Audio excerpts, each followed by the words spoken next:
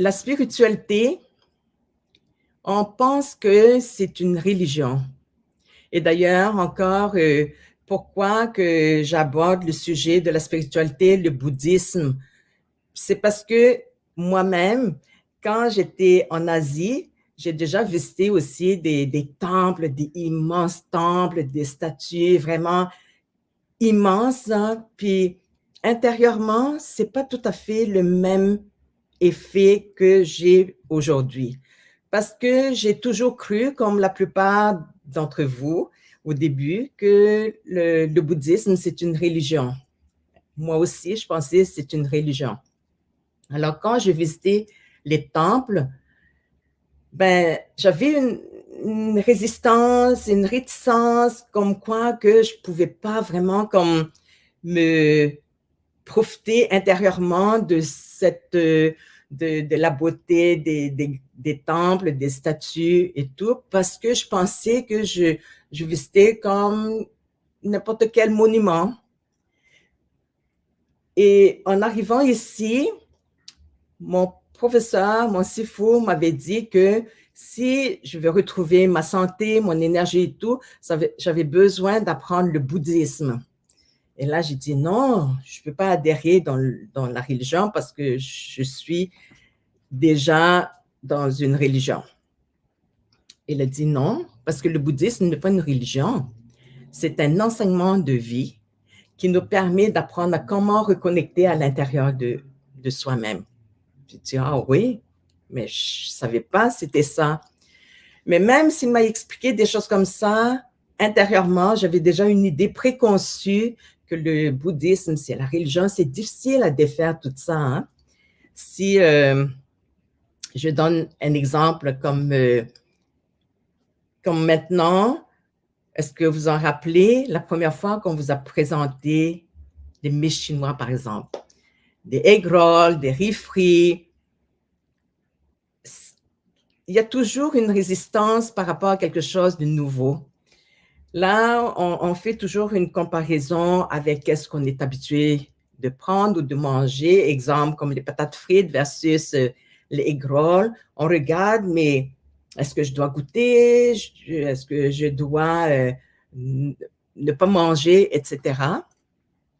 Et c'est ça notre résistance. On a des idées préconçues qu'on ne veut pas défaire. Mais un coup qu'on a goûté aux egg rolls ou des riz frits, ça fait comme waouh, c'est bon. Aujourd'hui, même les étudiants me demandent des recettes. Alors, la même chose, il n'y a pas juste des occidentaux versus les habitudes orientaux, mais l'inverse est aussi vrai. Quand je suis arrivée ici au début, il y a une amie de cégep qui m'a vraiment fait découvrir beaucoup de choses, des plats d'ici. Exemple, la poutine, les gâteaux au fromage, les pâtés chinois. Je pensais les pâtés chinois, c'est les boulettes de viande que je connaissais en Asie ou en Madagascar, mais c'est pas ça du tout. Alors, quand elle m'avait dit qu'elle voulait me faire goûter au gâteau au fromage, intérieurement, c'est comme les idées préconçues, ça ne matche pas. Comment on peut faire des gâteaux avec fromage? Parce que pour vous, vous êtes habitué à ça, donc probablement vous ne posez pas ces questions-là. Mais quelqu'un qui n'est pas nécessairement habitué à ces habitudes-là va poser des questions comme ça. Donc, en plus, elle m'avait dit, elle va faire un gâteau au fromage, mais pas besoin de mettre au four.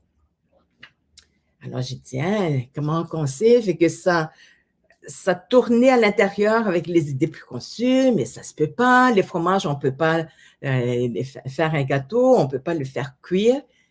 Mais quand elle m'a fait goûter au gâteau fromage, même de prendre une cuillerée, ça fait comme, oh non, est-ce que je dois goûter ou je dois pas goûter? Mais quand j'ai goûté, ça fait comme, waouh! Et depuis ce temps-là, ben, j'ai adhéré au gâteau fromage. Pourquoi je parle de ça? C'est la même chose avec la spiritualité, le bouddhisme originel. J'ai passé des publicités pour vous inviter à vous joindre à moi pour aller au temple Tan Pao San le 8 septembre 2024. Pourquoi? Parce que moi, j'ai vécu la réticence quand je suis allée visiter les temples en Asie. Et quand ici, je suis allée au temple Tan Pao San, c'était mon professeur qui m'avait initié en m'expliquant le but d'un temple, qu'est-ce que ça représente les Bouddhas, qu'est-ce que ça représente le temple à l'intérieur et comment qu'on doit se comporter parce que quand on n'a pas des connaissances de base sur le temple, on y va, puis c'est tout le temps, on recule avec ça. Alors, le temple même, pourquoi que quand on voit un temple, premièrement, ça nous émerveille. Et en plus, c'est comme tellement grandiose qu'on ne sait plus trop comment se comporter avec ça. Et c'est là que le temple même, ça représente notre intérieur. On n'a pas vraiment connu comment entrer dans notre intérieur à nous, qui est très beau, très grand et immense. C'est ce que ça représente, le temple. Alors, on va là, c'est pas pour prier, parce que les temples, à l'origine, c'est pas pour prier. C'est vraiment pour nous aider à reconnaître comment ressentir notre intérieur. Et c'est là que c'est important de vraiment comme comprendre que quand on a compris l'explication du temple, de ce que ça représente, c'est beaucoup plus facile d'adhérer que d'aller là avec une réticence ou résistance. Le Bouddha Sakyamuni, il atteint son illumination il y a 2600 ans en Inde. Et c'est pour ça qu'on l'appelle le bouddhisme. Nous, à l'intérieur de nous, on a notre Bouddha en nous, mais on ne sait pas comment adhérer, on ne sait pas comment l'activer.